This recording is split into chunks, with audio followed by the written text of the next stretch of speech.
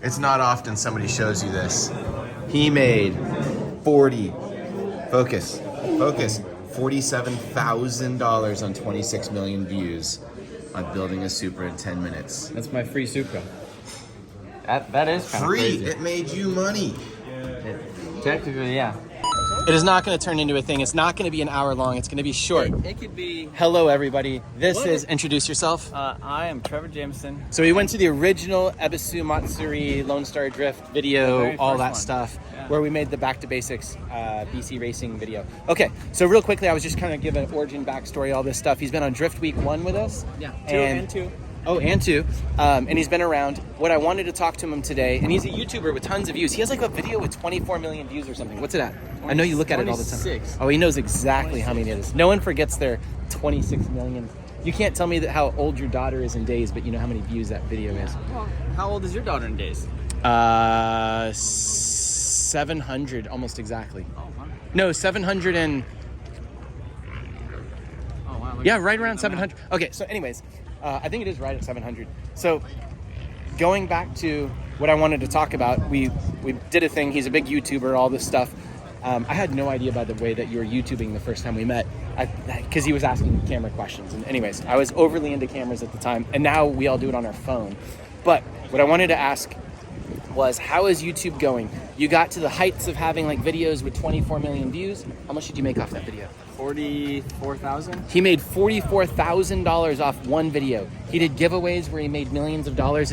Okay, he made a bunch of money though. Not that. Okay, but he's hit the heights of YouTube. I've never made $40,000 off a video. Well, so technically, if you go by like the $5 per 1,000 views, I'd be freaking rich. Yeah. What? The CPM on it is super low. The average, it's a 12-minute video. Average watch time is like right under 3 minutes, and there's a lot of like foreign countries, like Indonesia and stuff that are a lot of the views because it's like a really. I gained like 220,000 subscribers from that video alone. But I just wanted to preface that normal people cannot fathom making a YouTube video in a day or however long it took you to edit that, and then you made $40,000 off of it. Yeah. So you're a successful YouTuber. You're one of my most successful YouTuber friends, actually. There's maybe about 5 guys that I know bigger than. Actually, I have no idea anymore. But you were always one of the like friends that I knew well, and you're a normal person, and you were growing really rapidly. You have like how much? 600,000 or 700,000? Yeah, right subs? at like 615 or something like that. So now my question is how is it going? Is it going amazing and it gets better year after year and it keeps getting better and like you're gonna be Adam, or is the algorithm screwing you? Are things getting weird? What's your ultimate goal? Because that is like the algorithm's doing weird things, the views aren't doing great. I think so. When I did it, it wasn't like I was the best creator in the world. You know, I wasn't making the best videos, but I was one of the first making videos. You know, making YouTube videos. My thing was automotive forums, build threads, and I just wanted to do like essentially a video build thread that wasn't a 69 Camaro on Motor Trend or like, you know, Hot Rod TV or whatever stuff that was. I want to do something import, like, you know, 240, drifting, random things like that. So that's pretty much what I did was that. So it wasn't like I was just this super creative guy. I was just there first-ish, you know? And then now I think so many more people have came into the scene that like they have to be creative, they have to be good, because now they see the potential. Back then in 2010 when I started the channel, like I was making videos in high school and people were like, why are you making videos? Like what are you doing? Filming yourself and on YouTube? And now it's like every single kid, you ask them what they want to be when they grow up, YouTuber. But yeah, I don't think, you know, so I think I kind of had this like golden egg that I didn't like nurture, you know, the best. I like kind of jacked around and didn't realize what I had. And then like everybody else kind of seen it. They're like, okay, I'll do that. Big companies with money, they're like, oh yeah, we'll do that. And then so now there's all this competition. So I think that isn't necessarily that the algorithm is like screwing people. It's just that there's so much good content on the internet that if their content performs better than yours or is more engaging, or you have a better title, thumbnail, average view duration, all that other stuff, the views are just gonna go there. Like that's just interesting. So I think most of us, like even myself, we were just like, man, if we stick with this and we daily vlog or we do whatever, it's eventually gonna happen for us.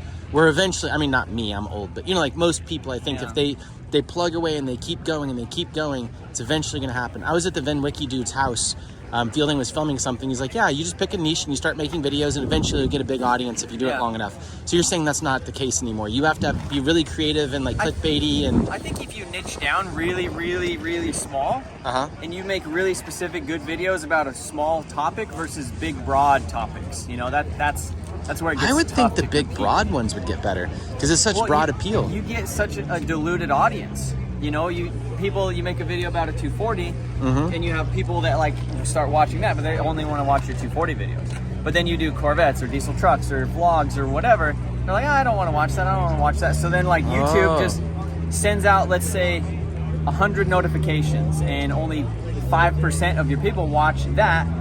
Versus, you know, it's like you have 5% of people that will click on that thing, but 5% isn't a good number. If the only videos I ever made was on this specific car and everybody subscribed for that, and they send out 100 notifications and 25 people, 25% click on it, YouTube's like, this channel is gold to these people. And every single time, or people like that, every single time I upload a 240 video, it's just gonna instantly deliver it to those people because they know 25%. Whereas right now, let's say we're at the 5 to 3%, because I have big audience of people that maybe, you know, I have 200,000 subscribers that subscribe literally for the 10-minute Supra video with 3-minute watch time.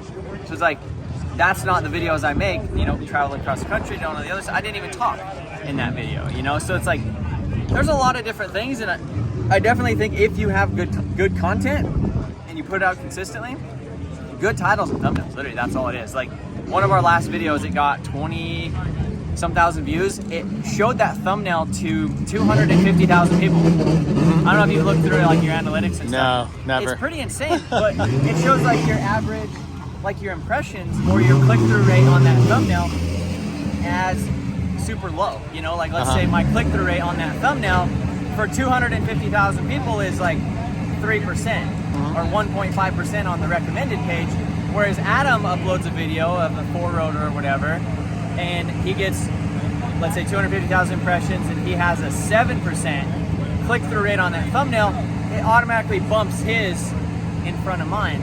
Yeah. Because they just want people to watch. Like, they don't care. That's interesting. So also we're all competing with like Adam and big YouTubers, and they're just going to kind of constantly crush us. So how many years have you been doing YouTube like professionally as your only job? I would say when we went to Japan, that was the end of 2015. Right after that, I think the midsummer 2016 is when I bought my Toyota Supra. Yeah. And that's pretty much when I started uploading Supra videos, restoration. It was like a barn find, field find, like rusted kind of piece of crap. And nobody did like that sort of like build on a car like that, like a hero car or legend car. And so, yeah, basically then 2016, I went from like 20,000 views to like, or 20,000 subscribers to like 120,000 subscribers within probably 8 months or so, just by building the Supra. And as soon as I hit 100,000 subscribers, that's when everything like started like moving well. You know, we were averaging like 500,000 to 800,000 views a month, as long as I uploaded 2 or 3 videos a week. And it was pretty decent. My overhead was low. I didn't have kids. I didn't have employees. My shop rent wasn't crazy. I didn't have crazy insurance. Like, now you have all this stuff. You know, you have employees and you have taxes and you have a expensive shop. You got kids and a mortgage, and it's just like, it just eats. Like, the YouTube can't really even pay for the shop rent right now. So that's why we're doing merch. We can't really do merch without a giveaway. So now we're doing the giveaways, and that is like the kind of the thing that's keeping it afloat. How long do you now. think the giveaways will keep going? We've already seen them drop off pretty hard, like in that aspect. I mean, there's so many people, you know, for a business model. I mean, if you went and told like Walmart or something that, you know, you can make like 5 to 10% on like this, like they'd be like, cool, let's do it, like spend it, you know. And so I think there's been a lot of people with a lot of money come into the game that could afford to lose money for 10 giveaways or whatever, just to build that customer base. Whereas before, and now we're competing on Facebook with those companies that have so much money. But we have a customer list, we have a lot of return customers, and they work decent for the most part, but it's not like I'm a millionaire, you know, like that's, I wish we were doing great, but I sold my truck recently to like pay off some credit card stuff, and I like fixed a truck that I had laying around, you know, like we're at that stage where we're like selling things and trying to like kind of condense it, kind of bring it back home, and then figure out what the next move is. Do you think you'll still be YouTubing in 5 years professionally, or do you think you need to move on? You know, I think I'm going to be doing something with YouTube. I don't know if it will be 100% exactly what it is now. You know, it's like I've learned all these lessons, you know, made all these mistakes, and failed essentially in a lot of aspects, or, you know, essentially I would take that knowledge and put it towards something else. You know, like I'm a dad. I could instantly make a dad channel. And you tried that, I thought. I thought about it, but Yeah. I didn't want to distract myself from the automotive stuff, you know, because Yeah. this is what I truly like. I like being a dad too.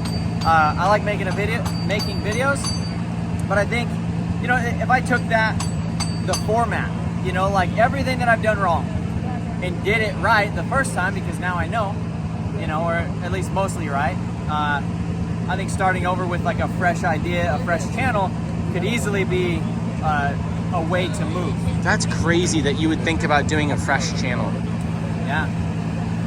Maybe That's not nuts. like. You wouldn't just keep your channel and rename it or something? Can you rename a channel Yeah. You can. and just keep your audience and move on? See, but Or would that that's kill it? That's the problem, is you That would have that kill it? diluted audience. Yeah, that's You know, like true. I said, you send out 100 notifications, 1% click it because Yeah. it's a dad video. Whereas if you start super niche, dad video, or beard video. If I made videos about my beard, and that's all I did on that channel was beard stuff, then every time I send a notification, as long as those videos are true to what my audience is expecting, and I deliver them a good video with a good title and good thumbnail, then Oh my God.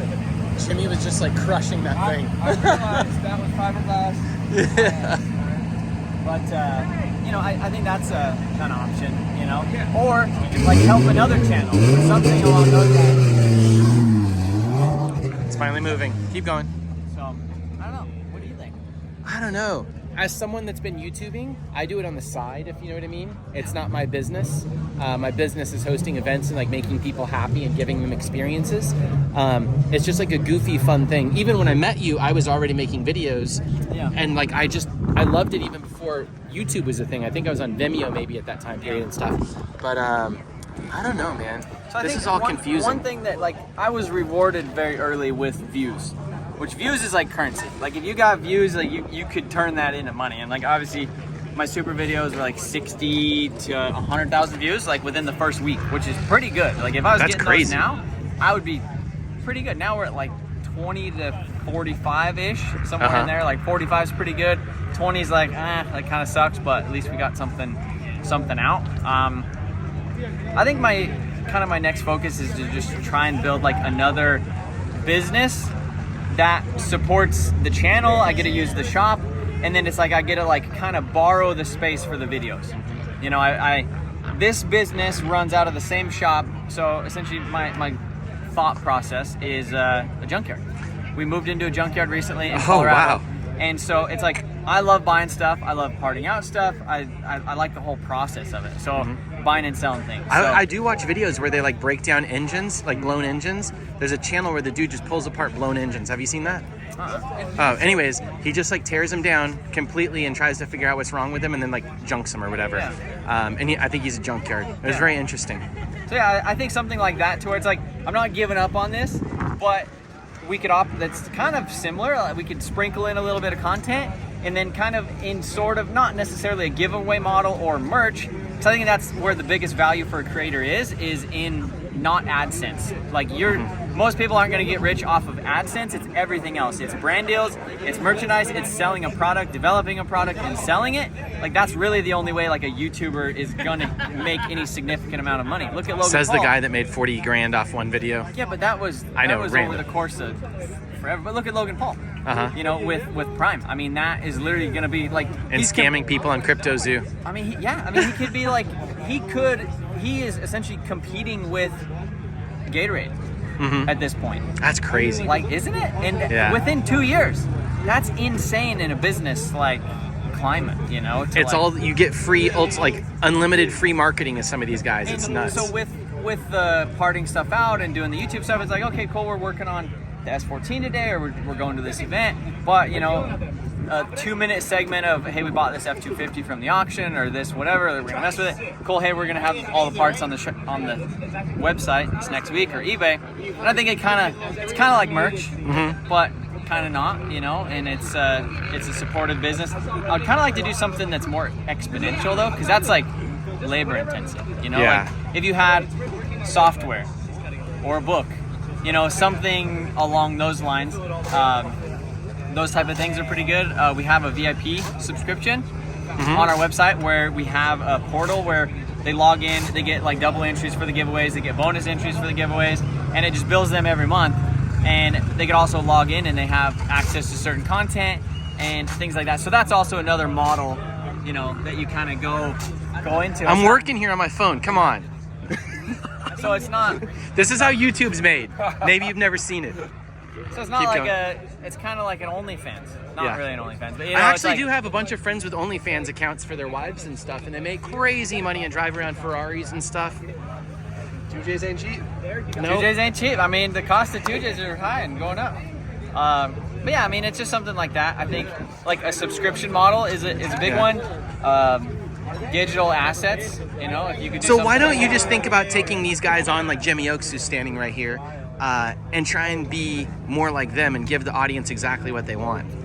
I guess my issue is the overhead in the meantime. It's like, you know, if you... Yeah, but you if built you're- that Supra, you've done it once and gone viral. Why not think about what could go viral and how to do it? I don't know, it also guess- killed your channel though. I mean, that hurt it. specific video, Yeah. but I think if we had a build like that on the channel again, it would be good for the channel. If we had that hype again, if we had that momentum, I think that would be like really good for the channel. Yeah, I mean, we've thought about that. I think a lot of it comes down to like that. Have you ever been like drowned in, you know? Like, and you're like, you don't care what you're grabbing onto. If there's a stick or a floaty or whatever, you're like, okay, but you're not like necessarily thinking. And I think that we've done a lot of things to, it's like reacting to the moment, but not like the year, you know? And so, you know, it's like, oh crap, like we gotta pay bills. I was gonna say also though, at the same time, you're giving away like an R35 GTR that you daily drive, and you have diesel trucks, and you have all these cars and stuff. Maybe we just sometimes have to step back and see how successful we are and like how lucky we are. We just get fed up that things aren't always exponentially growing. Yeah, I think you know, in some aspects, I bought a house in 2016 and I sold it in 2020. So like, You made more money doing that than... made more money selling the house than I did in the, like, it was one of those things. And then like the R35 was like, okay, the house money, and then we'll put it in the business and see if this works. And so there's been some shuffling around of things, but yeah, I mean, one other thing I'd like to do is real estate, rentals and stuff like that. Kind of, essentially, like, let's say we do a giveaway and it does okay, pull a little bit of that money, put it over here, get something working over here, stuff like that. There's a lot of things that, you know, I coulda, shoulda, woulda, but I'm working towards now. So Cool.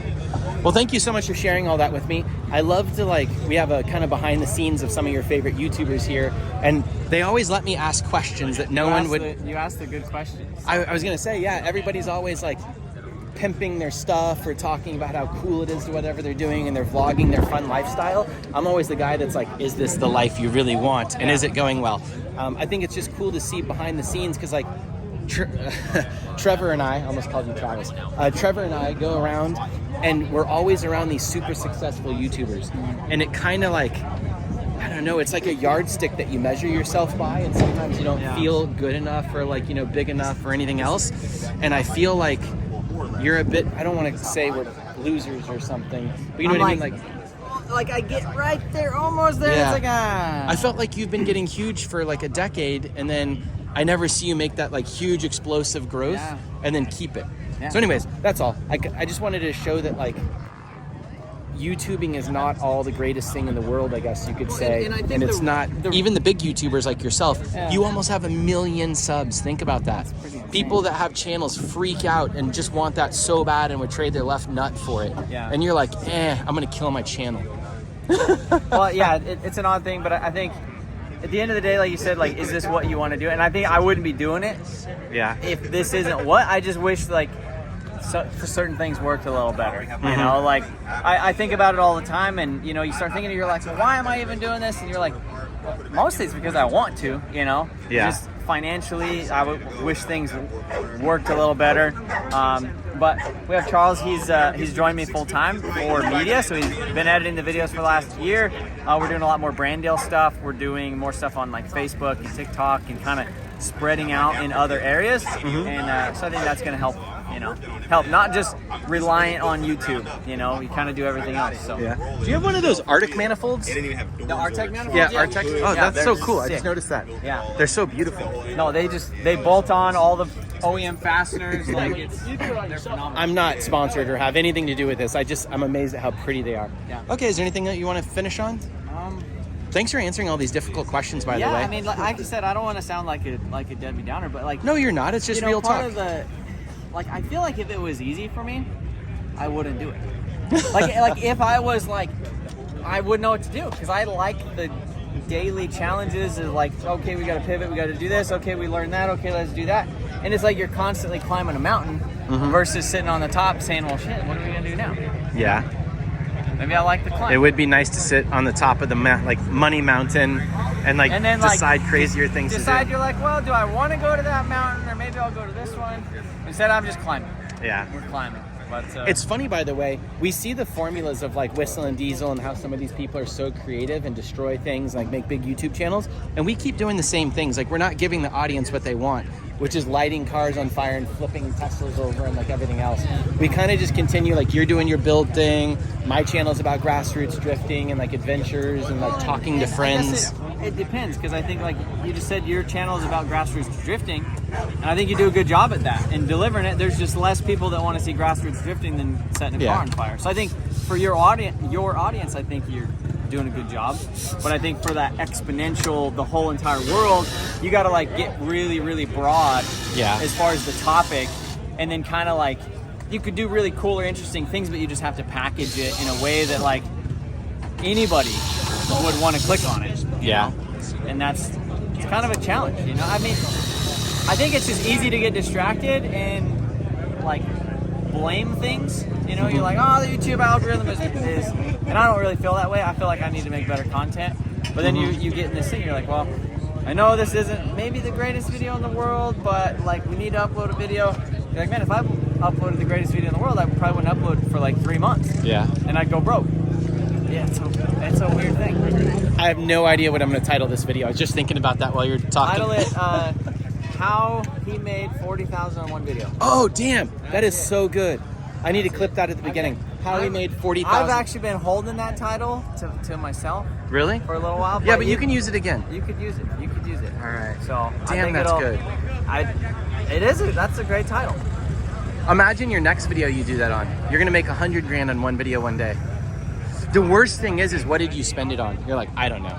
No, did it bring you happiness? So it trickled in over the course of the last. When did we upload that video? 2019. And 2018, I think. And so you know, it's just like trickled in over 5 years. So it's like, you know, like an extra $300 to $500 a month. You know, here and there. At first, obviously, there was like a big month where it was like 10. Yeah. You know, and then it was like 8. Is it still paying you? Yeah. You still making money? It actually got a copyright claim on it. Last week because of an audio that I used. You know how they do that? I have had that happen a bunch of times. Yeah, the video sits there for 5 years, does really well. And I've had it happen to almost all my big videos that have like 1 million views. Yeah. You're just like, damn it. Yeah, you're like, man, I wish I would have used different audio for that. Yeah. But yeah, so we took it down for like a week, and it's like, it's interesting. You can see the channel just like instantly, like that video, it just like turns off, and then the channel just goes down to like here, and then you bring it up, and there's just like new viewers on the channel. It just like goes up. That's so weird. It's like returning viewers and new viewers just switch for a minute, and then it goes back the other way as soon as I turn that video back. You look at analytics a lot. I never look at channel analytics. You have to. I mean, you kind of have. I should probably look at them honestly a little bit more. I should. I just don't have time, and this isn't my main gig. So, all right. Well, thank you so much for taking the time. Hey. Fist bump. So it looks like we're big friends. No, get over. Yeah. All right. Beautiful car. I love, by the way, how we're all driving our same cars forever. All the other YouTubers have like all kinds of crazy cars they're always building. Okay. Thank you, audience, for watching me talk to someone for half an hour. And for the business side of things, real quick, round 2 of Lone Star Drift is coming up. There's the information right there, May 20th and 21st. Grant Anderson and I are going to have a rematch after the crash at this event on Sunday during the competition. Taylor Ray's coming out with his rad Corvette. It's going to be a very cool weekend, and we're going to have tons of our other drivers out there. I'm super excited to see everybody in person. I will see you there. And huge shout out to all of the sponsors. WhatMonstersDo.com. They have a new logo directly underneath their old one right there. You can go to their website, use Ebisu for the discount code. BC Racing Custom Coilovers, always on my car, thank you so much. NK Wheels, Rip Royal, KBD Body Parts, Body Kits, KBD Body Kits, Velino Tires, Vapetasia, Heatwave Visual, and Spec Clutches. Thank you so much to these sponsors. And thank you to the patrons that support us over on Patreon.